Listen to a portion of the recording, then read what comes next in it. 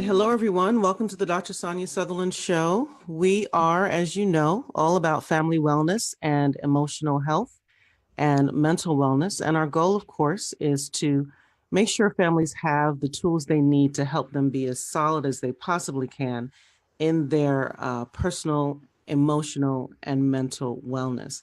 And so today we are talking about facing your fears. And joining me is Dr. Mary Plisco. And so when we think about fear, we're really talking about anxiety.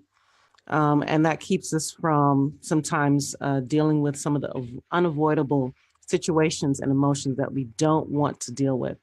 But it's really important for us to kind of talk about this and know that we're not alone. And so today we'll be talking about that. It's a natural thing, I think, for most of us to want to avoid painful experiences. At least I know for me, I want to avoid pain as much as possible sometimes, right? And so often just thinking about taking risks that involve facing something scary or facing something painful can create differing levels of anxiety for people that can be really hard to manage.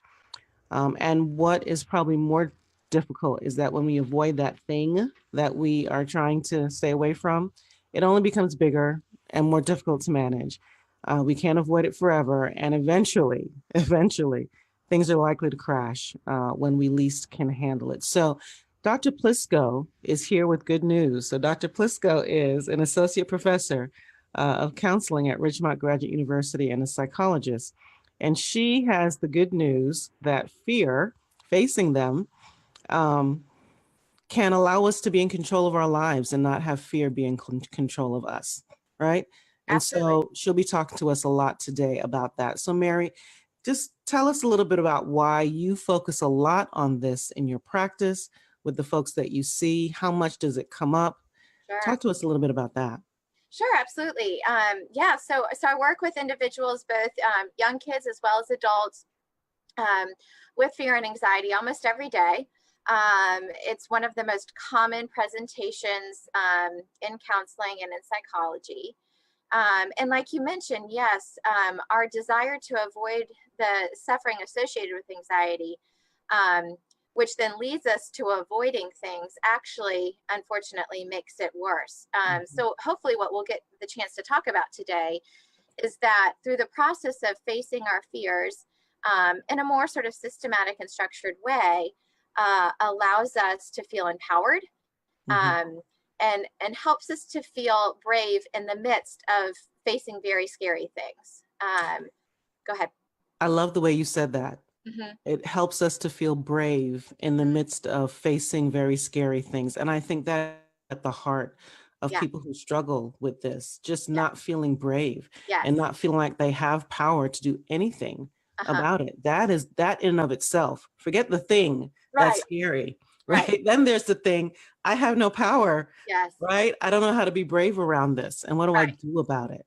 Yeah, absolutely. And that's one of the realizations that happens early on in treatment. That's sort of one of those aha moments that's so fun to experience, is that we can be both scared, terrified, and brave at the same time. Yeah. And when we realize that those can co-occur, like you mentioned, we feel more empowered to be able to approach instead of avoid. And in doing that, right, and taking that first step towards approaching the thing we fear, we then realize that we're stronger, more capable than we thought we were. We can survive hard things. And typically, we also get that realization that the thing that was so scary isn't as bad as we initially thought. Yeah. Yeah. I wishing it were easy to get to that end part, right? Right. Realizing that thing is not that scary as they think. Yeah.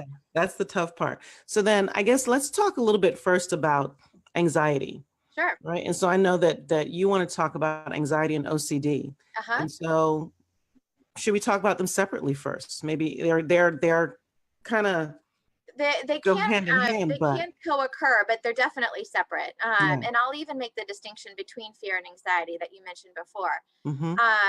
So fear is that sort of more immediate feeling response, but that comes with a very significant physiological experience in which a danger is right in front of us. It's immediate and present. and we have the experience of a sort of a cascade of physiological symptoms, where our brain is signaling alarm, alarm, alarm. Something in front of us in the present is dangerous. Yeah. Whereas anxiety is typically about the future. So our brain is interpreting what it thinks is a real physical alarm in front of us, but actually it's an anticipation. It's really just a thought about a future potential danger. And interestingly, our anxieties, those thoughts that make us scared about something in the future, are typically nowadays less concerned with physical dangers, although there's some of them, for example, natural disasters or, sort of bad people, for example. But oftentimes they're more challenges to our social status. So worries about negative evaluation, or not getting a job, or doing poorly on a task, those sorts of things tend to cause us to feel anxious. And again, that's about something in the future. And so the anxiety is less of this sort of cascade of physiological symptoms, although associated with it is oftentimes muscle tensions, some stomach distress or headaches, when the tension accumulates over time. But it tends to be less of an alarm reaction in your body. And then finally, because the OCD. fear piece really, as you're saying, so the fear piece really has to do with, more accurately, when there's something physically in front of us that is causing that body reaction that you talk about. And then anxiety is thinking about something. Correct. Not necessarily that it's actually happening in the moment, but thinking about what could happen. Exactly. And here's where a lot of what we do a lot early on in treatment with regards to this can be helpful, right? Because our brain sort of hasn't caught up with our current lions, tigers, and bears, right? So the brain has a hard time distinguishing between what's a real physical danger and what might be something that's more just sort of in our thoughts and our heads about a future related event. And so the system responsible for managing both fear and anxiety is very much a system that tries to prepare the body to fight or flee, right? That's our fight or flight response. And so no matter if the danger is actually present and in front of you, or really just in your head in the next couple of weeks, your body is going to prepare for it in the same exact way. And which is super uncomfortable, right? We've all had that experience of a lot of, the heart racing, the difficulty with breathing, the muscle tension, the trembling, the sweating, all of that, right? You can trigger that just by anticipating, right, something happening in the future. And so what we do in treatment is help everyone to distinguish between what may be a true alarm versus a false alarm, right? A true alarm where we really do need that rev up that our brain and body supply us with when we actually do need to flee or avoid a situation, versus when we can label something as a false alarm, and something that we can use different types of resources in our brain and our bodies to help solve a problem. And so, as you talk about it, I think about it, anxiety happening along a continuum, right? So I imagine people listening, wondering, okay, so everybody gets anxious at some point in time. What is the difference between just being anxious in general about something that we anticipate versus having this pervasive state of anxiety that some people experience to the point that it's a little bit debilitating, to something that's a full-blown type of anxiety that just kind of gets in the way of everyday activities? What is that continuum? And I'll start this by saying that anxiety and fear and nervousness, all of those feelings, are super important and helpful. So oftentimes we've gotten these messages about the importance of getting rid of a particular feeling or making it a villain. And importantly, these feelings are our friends. They're our guides. They supply us with such valuable information. Yeah. And so I always want to highlight, again, the value of these emotions that help us. Fear, again, of course, to keep us safe and protect us. It's important to listen to that emotion. Think about the last time you were crossing a parking lot and immediately pulled back because a car was coming. That's your fear giving you a message super quickly and protecting you. And anxiety serves a very similar purpose. It protects us from bad things happening to us. For example, I need to be a little bit anxious about an upcoming interview, for example, because I want to prepare. I want to do well. And so absolutely we need anxiety and apprehension to guide us to get ready, right? To prepare and to realize we get anxious about things that actually we value, that matter to us. So it gives us a really good clue about the important things in our life. Yeah. So that being said, when the anxiety becomes overwhelming, when we're getting a whole lot of false hits, right?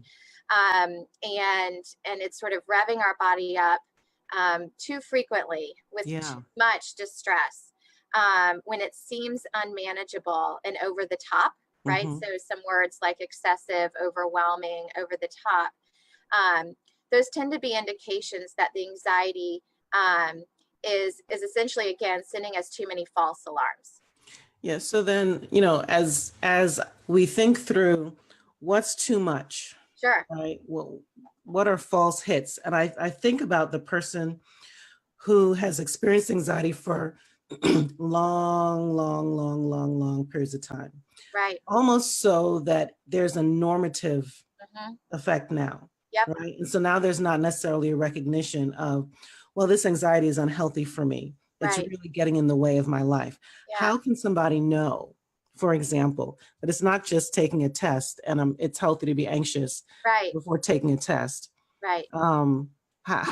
What's an example of when it's not normal, even if we think it's just a part of our lives? Right. A couple of helpful signs. One behavioral indication is if we find ourselves avoiding the things that actually we value or are important to us. So both anxiety and fears, primary, what we call behavioral urge or action tendency, is avoidance. So we typically sort of disengage from those things that anxiety tries to tell us may be potential threats or dangers. And so what oftentimes that can look like, it can be subtle and nuanced in the beginning, but over time can become a pattern.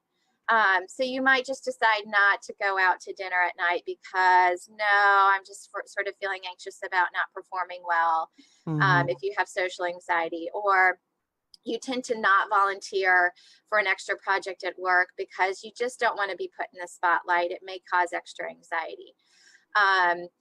You decide not to go to your son's baseball game because you're just worried about that thunderstorm that may happen, right? So all of a sudden, life becomes constricted, because anxiety is sort of bossing you around and telling you to disengage from the things that you actually value, that you want to move towards. So when there's that incongruence between what you want to do and what you decide to do based on your anxiety levels, that's an indication. But there's also physical indications or signs. So oftentimes people with anxiety experience the difficulty with turning their brain off, right? So mind chatter, some people call them, I have so many roommates in my head that just try to, typically not nice roommates that tell me all sorts of threats and inconveniently at poor times, right? So that shows up a lot with complaints about insomnia, difficulty concentrating, and again, it's oftentimes due to just a whole lot of mind chatter where it's difficult to disengage from that stream of consciousness. So when does some of this kind of start? Why does some of this kind of start?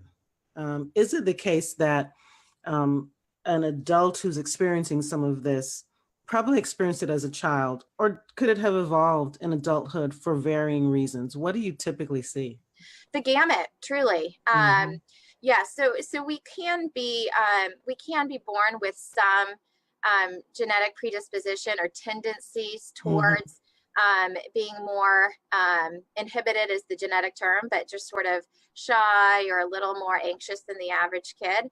Although Yeah. interestingly, recent studies have suggested that because our brain is so what we call neuroplastic or amenable Yeah. to change, kids who are identified as shy at 3 can be the most outgoing kids at 9, if they really practice this sort of one thing, which is approaching the things that are scary, right? Yeah. So if we systematically um, face our fears and approach versus avoiding, Hmm. again within some safe parameters, Yeah. um, we do not have to be sort of victim to how our brain Mhm. is originally wired, what we may be born with. So I Yeah. think that's super encouraging. It is very encouraging. Yeah.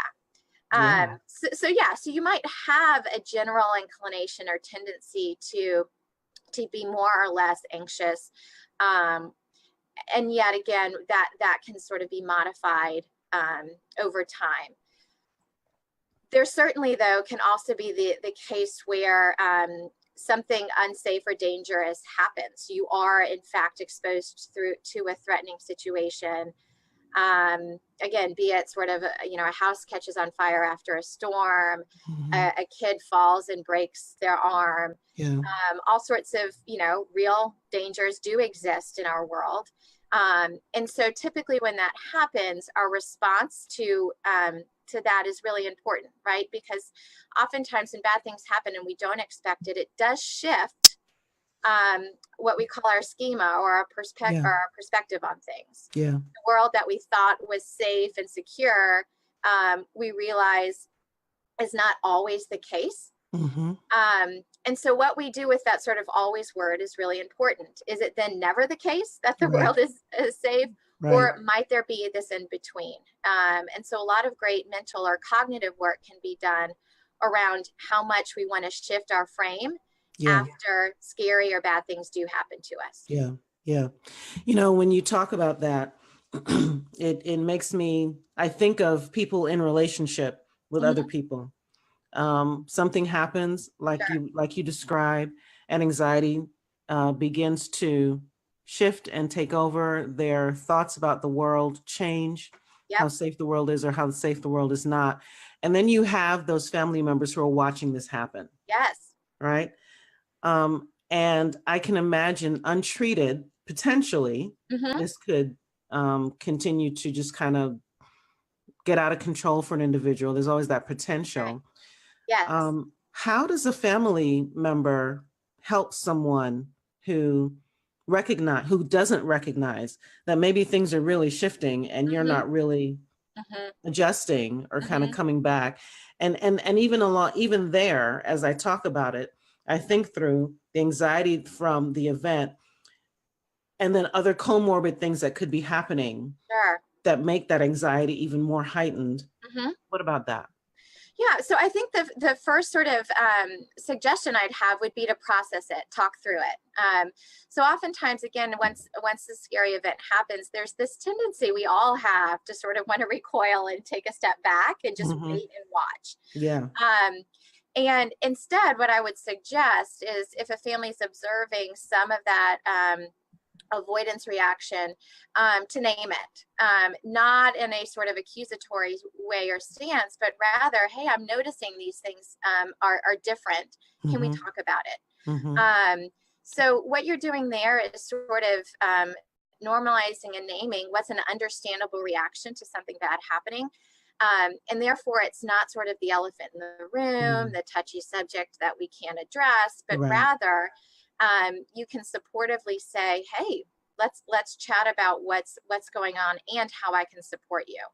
Go ahead. Yeah. And as you use the word supportively, Mm-hmm. that is such a critical word Absolutely. because it really points to just a level of awareness that family members need to have, that there is a way to kind of talk through this, Right. right?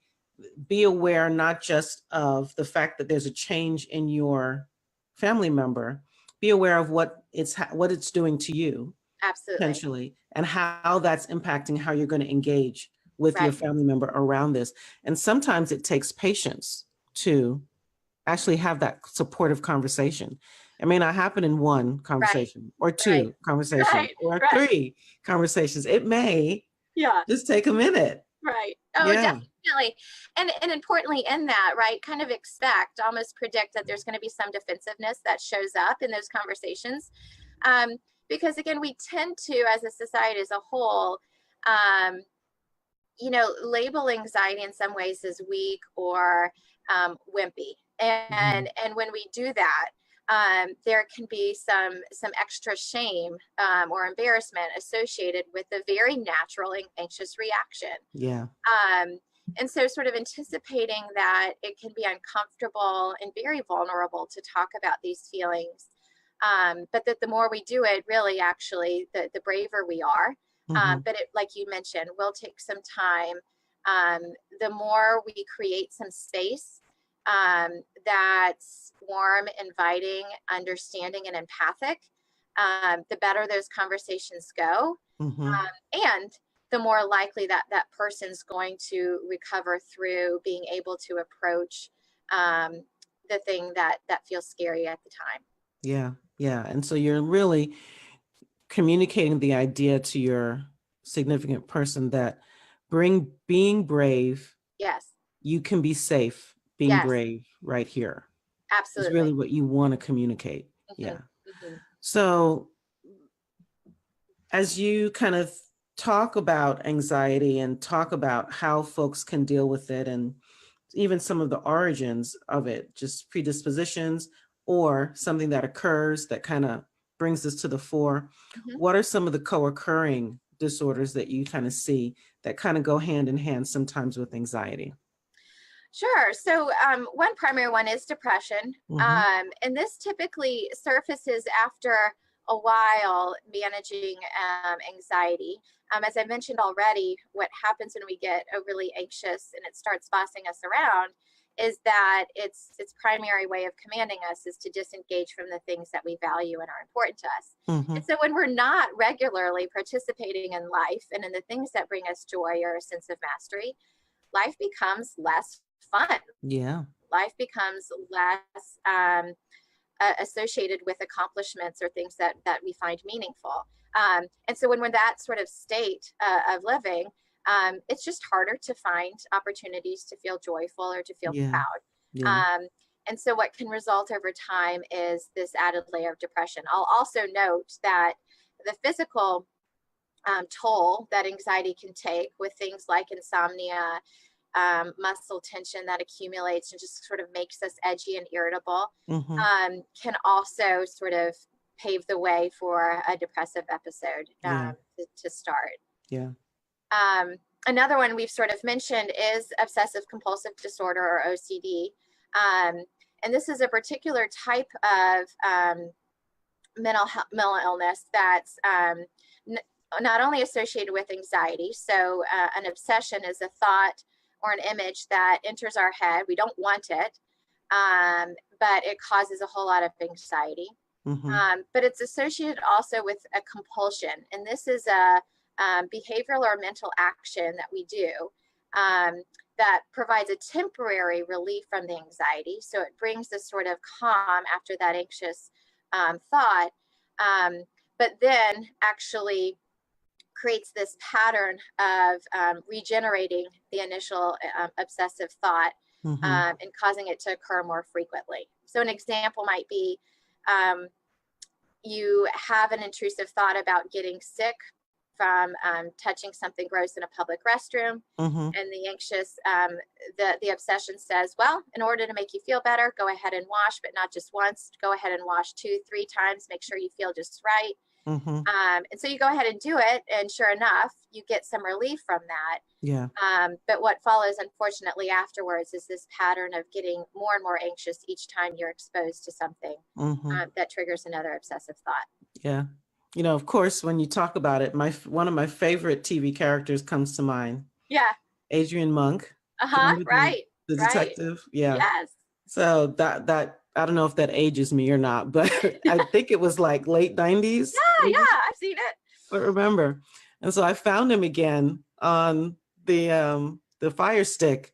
Oh, And I fun. thought, oh my gosh. And so I watched a few of those episodes. And, as much as it was a comedy to a degree, Right.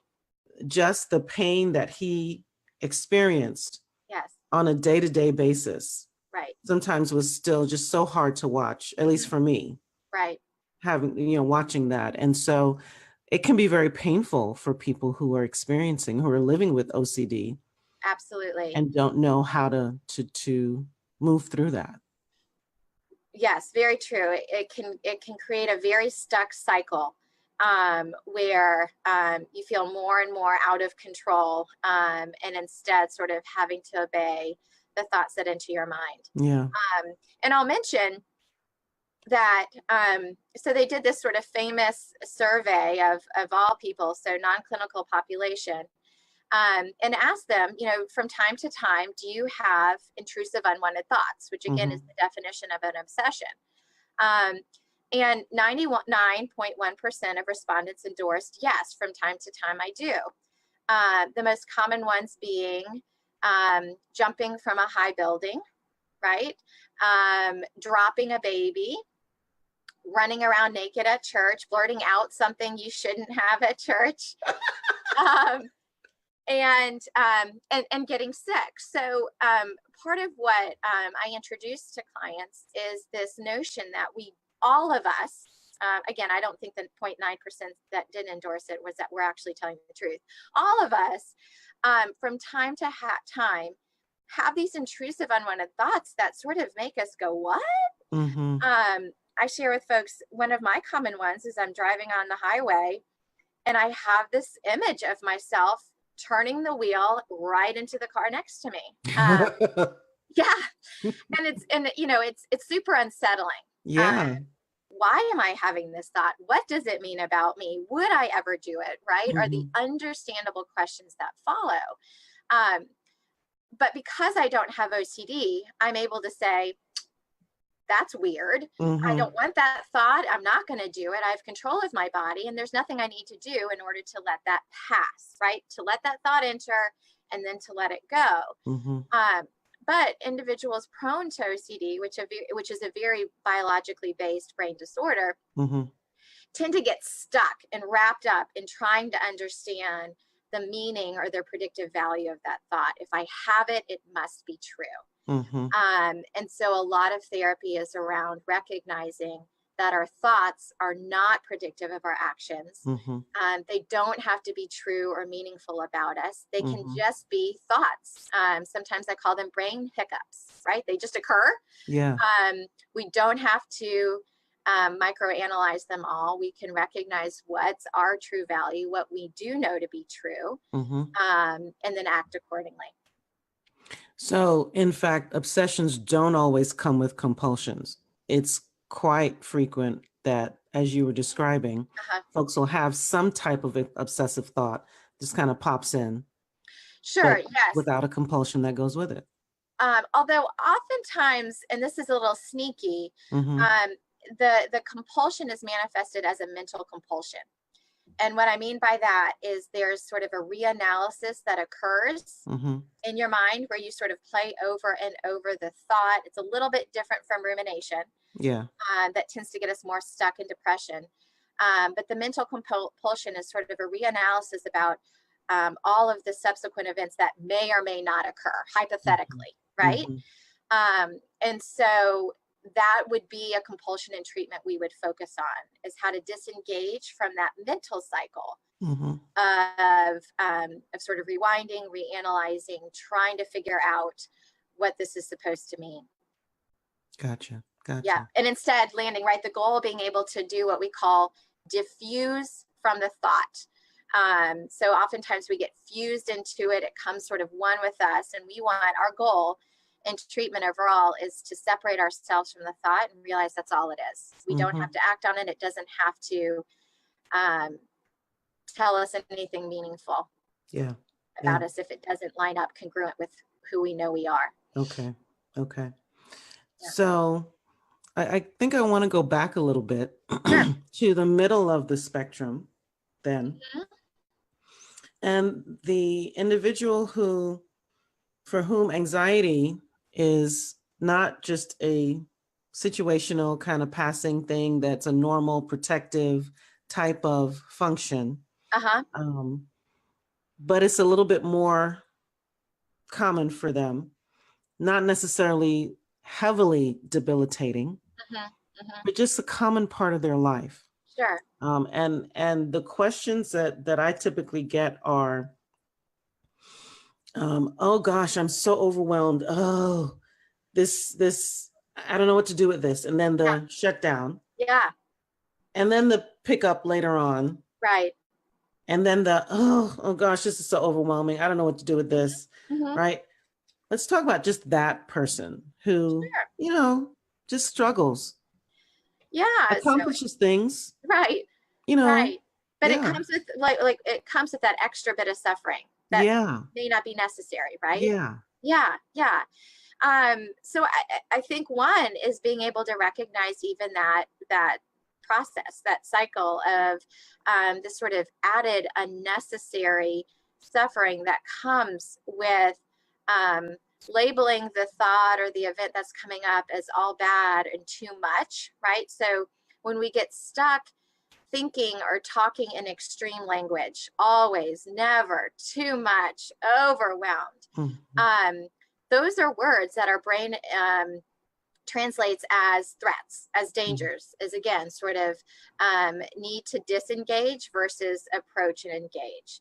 And so one of the first things is to sort of recognize that pattern of behavior and see, once you step outside of that process a little bit, how the way in which you're having essentially a relationship with whatever is in front of you, right? The task to be completed, the thing to approach. That when we add this value of it being too much, mhm, always bad, that it makes it worse. mhm, Um, and then typically what we want to do if something is too much, too overwhelming, is break it down. mhm, Come up with a plan that feels more approachable, that might be stepwise, um, and um, and when we do that, and again recognize, use statements like "I can do it step by step, little by little." one day Um, at a time. right, one day at a Mhm, time, mhm, 1 hour at a time mhm, sometimes. We get these opportunities to experience the benefits of approaching. Um, and so while we're doing a lot of talk now about it, and I certainly do a lot of talk in my treatment sessions, what I get the most bang for my buck is when we experience, right, behaviorally through approaching, um, how the what seems so big ends up not being the case. mhm. I would say over 99% of the time, we make it out in our minds way bigger than it actually is. And so the more we get the opportunity, sure, we can sort of talk it through, break it down, but there's nothing that changes our brain like doing it. Yeah. So there's a phrase, I think Anne Lamott says, first the action, then the insight. And that's truly how I see Mhm. these sort of coping processes work the best, is when we give it a shot and we realize it works. Yeah. Yeah. Yeah, And kind of prove to ourselves sure, the fallacy of exactly. the initial, yeah. And I then to think of the difference between the anxiety response, Hmm. just as a general response to things, versus the person who has 10 billion things to do Right, and feels overwhelmed because they have 10 billion things to do. right, And then they're right. anxious Yeah, because they have 10 million it's things so to do. valid. Right, right. Yeah. So when that's a great point. When in fact it is too much, right? When that's an Yeah. entirely valid statement. You've got too much on your plate. You've overcommitted, and that's not sort of in your head. That's Mhm. realistically what's going on. Yes, then it is a different approach. We move from sort of trying to sort of diffuse from an unvalid thought to really being able to say, okay, what are some ways we can problem solve, troubleshoot, make this smaller, Mm-hmm. get you some added support. So that looks different. Yeah. Although similarly, we're sort of trying to engage our problem solving capacities. So we realize how we can still approach something, but Yeah. again, perhaps with some help. Sure. Sure. Help is awesome. Or some delegating. Or some delegating. And it just speaks to the idea that we don't really, as therapists, we talk a lot about not over pathologizing Yes. something and Uh-huh. really being clear on what is it that we're really Right. looking at here. Right. Right. So then I guess the other thing that I want to make sure that we talk about is I know that you do a lot of work as a psychologist. Well, tell us about your background. We didn't really get to talk a whole lot just about your background and the work that you do in your practice, Sure. how long you've been in the field, your Sure. training, all that kind of stuff. Tell folks about you Sure. first. Yeah. So I went to graduate school at University of Florida, and they've got a national program of what's called intensive CBT for OCD. So you work with individuals daily. It's sort of like a partial hospitalization sort of setup where you work with individuals and have daily interventions, treatments. And that primarily was treating OCD in kids as young as 3 and adults as old as 85. And the primary treatment approach was what's called, I mentioned cognitive behavioral therapy, but it's a specific sort of offshoot of that, which is called exposure and response prevention therapy. And essentially what that entails is exposing or facing your fears. So putting yourself in situations that are going to trigger anxiety. That's again, gives you the opportunity to realize, oh, this is hard. I am scared and I can survive it. I'm brave enough to get through it. You're essentially building up your tolerance muscle, right, for managing difficult feelings. The RP part of ERP is response prevention. So you're not doing the compulsion. You're not avoiding, you're staying in the scary situation, again, to realize both cognitively, physically, and behaviorally that you can manage that. That's done in a very systematic, progressive, gradual approach. So I tell clients all the time, how'd you learn how to swim? Right? Nobody threw you in the deep end and said, good luck. You started out in the baby pool, got used to that. And only after that did you move to shallow end and then subsequently deeper. That's how treatment goes. The clients in the driver's seat manages the degree to which we do the exposures. But what I love about what I do is that it works so well. I get to see people who initially are struggling quite a bit, buy into the rationale for this particular type of treatment approach, realize it works, do the very hard work of facing their fears, and then get better, get to sort of reconnect with life and engage in the things that they had lost. And so it's a super rewarding job that I get to do on a daily basis. I love this type of treatment, even though it's hard, right? I had a client recently, and I share with clients all the time. This is like running a mental marathon. It's that hard emotionally and cognitively to do, and yet it reaps really beneficial results. And, simultaneously, as you talk about how you talk about the exposure, and you and I go, oh my gosh, right, ever do that, and then you couch it and you talk just further about how empowering that is for individuals, and in simultaneously bringing hope to people who maybe feel like. Absolutely. Yeah. And no matter the person, I have always been able to find more than one instances in their history, in their past, where they have overcome a fear by approaching it, right? It's not the fear that we're currently working on in therapy that brought them in, but they will always have an example of a time in the past where they used this very same approach to overcome a fear. And so not only is there hope through our discussion, but they also get to realize through their own experience that they've done this before and that it works. And so, yes, it's a very sort of hopeful process Mm-hmm. that that tends to help the client sort of engage and really sort of direct the treatment. I'm there as a support and facilitator. And I'll highlight too that this treatment works best with family involvement. So typically a family member or more is present for every therapy session. Mm-hmm. And not only to provide support, but also to sort of understand the cycle Yeah. of Yeah. And anxiety. even that brings hope, because Mm-hmm. it almost says to folks who are struggling, don't beat yourself up because you're struggling. Right. Yes, This is hard. absolutely. Yeah. And Um, so the fact that you're struggling with it doesn't mean anything about you. It's no. hard. Yeah, Yeah. totally. Yeah. Totally. Yeah, the opportunity to normalize Mm-hmm. and to realize, yes, the difficulty that individuals face when addressing and approaching the thing that they most fear. Yeah. Yeah, so getting that added support is great. Yeah. So yeah, so after graduate school, I came back to Atlanta and did my internship and postdoc at Emory, and then have been at Richmont ever since. So here I both teach in the School of Counseling, and then have a private practice where I work with kids and adults, primarily with OCD and anxiety.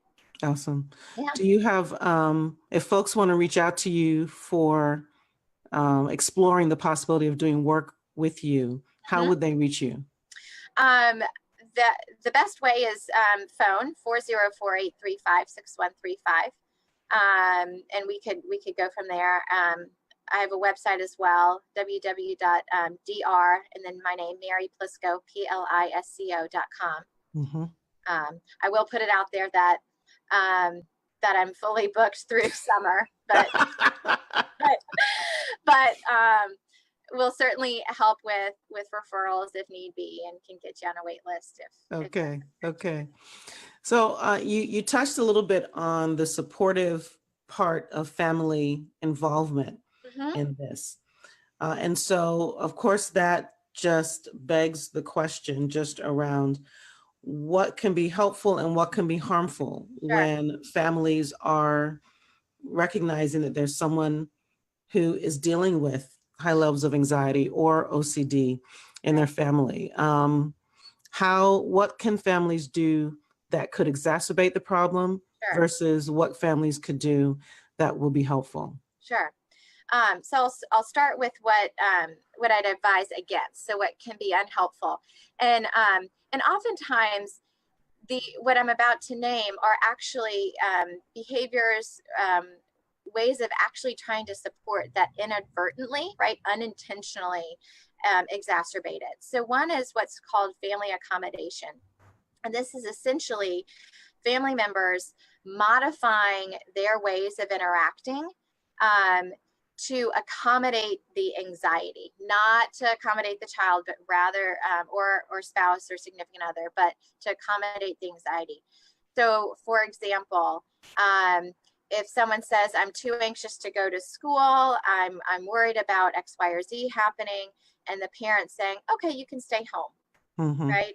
Um, so when you're actually supporting the avoidant behavior, Mm-hmm. that, while again can provide initial relief, it makes the anxiety problem worse. Mm-hmm. Another example might be, "Oh, I'm so anxious I'm going to get sick." And so a spouse may say, "Well, I will buy an extra thing of soap so you can have it in every bathroom. I'll do 3 loads of laundry so that everything's super clean. And we'll hire, a maid service to come daily." While that sounds super helpful, what it's actually doing is reinforcing the idea that that the fear is always and truly valid. Mm-hmm. And so whenever we're inadvertently supporting avoidance or a compulsive behavior that's unnecessary, Yeah. that's actually making it worse. Alternatively, when we make fun of um, the anxious behavior, the manifestation of the anxiety, if we tease someone about it, If we encourage them, but with the sarcastic tone, Mm-hmm. right? We can all pick up on sarcastic tones. Yep. It's very hurtful, Mm-hmm. and sends the message to the person who has the anxiety that they're suffering from. I don't get it. I don't Mm-hmm. understand, and I don't care. Mm-hmm. Again, not oftentimes the intention behind the teasing, or the making fun of, but it really cuts deep.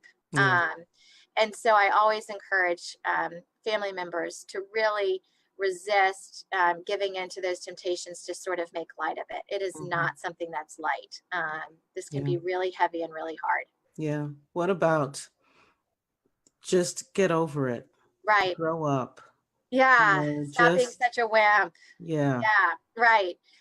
Again, what that's signaling is you don't get it, right? If Mm-hmm. only, right? If I were to give speak for, or have the voice for my clients, gosh, if only it were that easy. I Mm-hmm. promise you, I would I get would. over it. Go ahead and do it. Mm-hmm. It's that they're really sort of dealing with something that seems insurmountable, and so need the extra support. And when you have those statements, that again may be well intended, but send the message, you're just too weak, you're not Mm-hmm. strong enough, you need to just get over it. It can really add an extra layer of embarrassment and shame that Sure. makes this whole process harder. Even more So hard. That's right. alternatively, what I do suggest, what are helpful things, is to sit down and have those awkward conversations about learning about and understanding how anxiety works for their family member. Mm-hmm. So that's a very curious, patient, and gentle approach, where you ask maybe a question or two, but they're typically questions like, tell me how it is for you, tell me how I can support you, help me understand how it manifests for you, Mm-hmm. without any sort of accusatory or judgmental tone. Mm-hmm.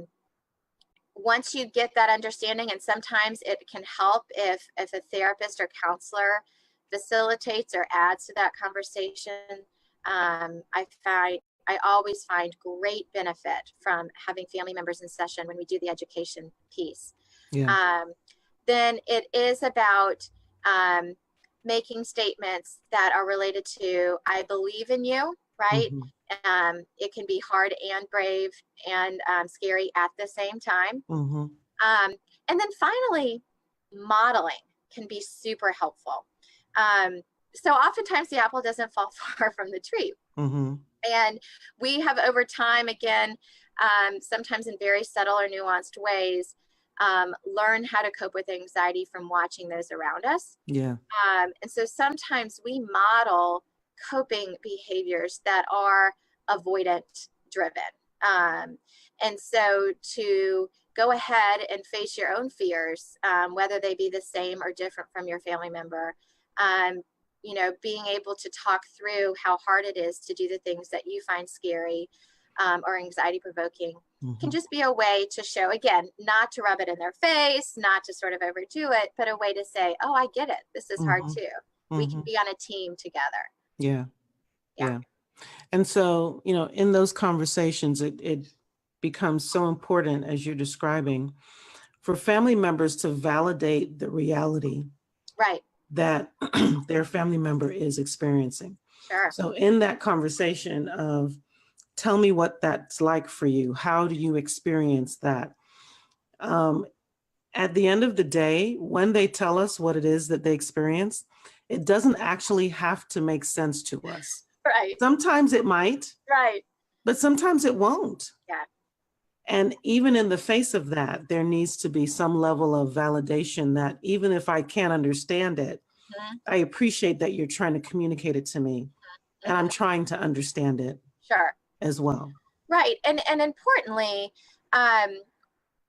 when we're truly being empathic, we're not necessarily doing that on a cognitive level, like I get what you get mentally. We're really doing it on a feeling and emotional level. Mm-hmm. We've all been terrified of something. Yeah.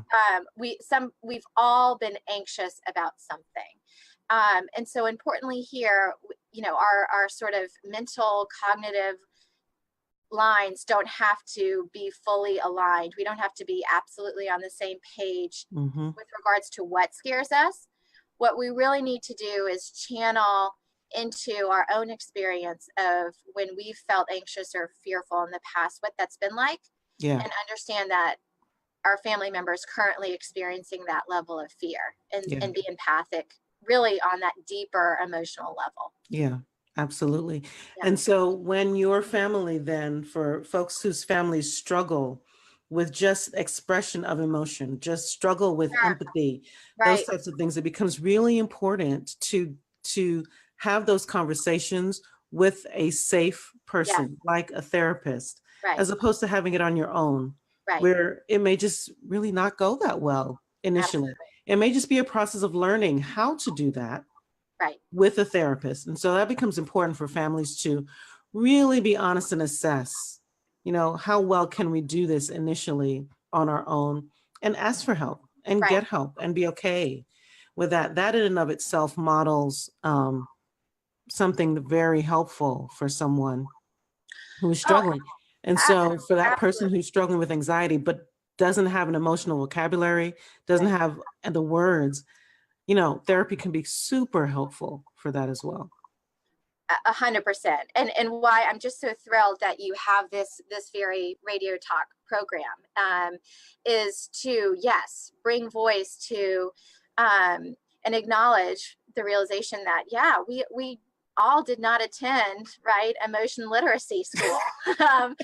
We all, a lot of us grew up with rules about certain emotions being hushed or shushed or bullied. And so absolutely, there's significant value, and I think amazing courage and growth for families to acknowledge, hey, we need someone to coach us in this, to sort of be our facilitator and guide in this process. I can't think of anything more brave than to say we need help, because we do want to support each other, but we don't have the language and the vocabulary around doing that. Yes, I mean, I think that's so significant. Yeah, and it's okay that you don't have the language yet. It is okay, but it's findable. You can learn it. Yes, you can learn it. And so, if you were to coach folks who are listening on how to find a therapist, if they can't have you, how to find a therapist that will that they know as much as they can know before working with them would be helpful. How do they vet a therapist for this? There are two websites that have great what are called therapist finders, and they're both specifically anxiety related. One is www.iocdf.org. That is the International OCD Foundation.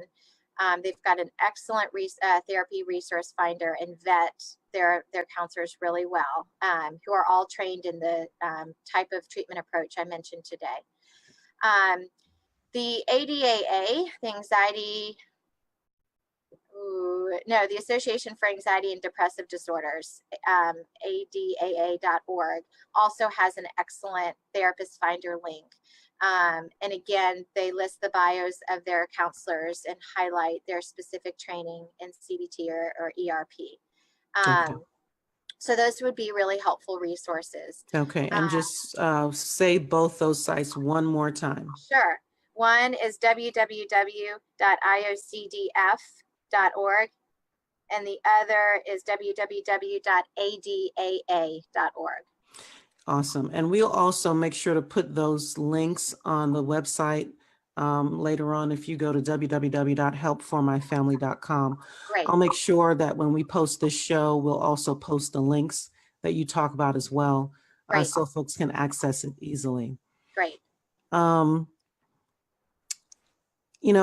agree with you that this topic is so critical for us to talk about and for folks to hear about. And so I really appreciate that you made time to join us today and to kind of talk through the work that you do and share some really helpful information. If there is one or maybe there are two things that you want to make sure folks, if they forget everything else that we talked about today, and you want them to just remember this one or these one or two things, what would they be? Sure. Well, I'll first start by saying thank you for the opportunity to participate in this. I think this is so valuable, and I just want to give a shout out to all the listeners that you prioritize and value learning about emotional and mental wellness, and for you and for your family. I think that's excellent. So the first would be, you can be both scared and brave at the same time. That when you are open to holding that tension, life becomes fuller, richer, and you get to engage in the things that matter to you most. And the second would be, if you're not yourself experiencing fear and anxiety to the point of it being distressing or debilitating, likely someone close to you is. And to be supportive, available, and understanding of their current situation, and to be sort of a shoulder to be near if they need it. Yeah. Awesome. Thank you, Dr. Plisco. I appreciate it. My pleasure. Take care. All right, folks. See you next time on the Dr. Sonja Sutherland Show. Have a great week. Bye. Thank you.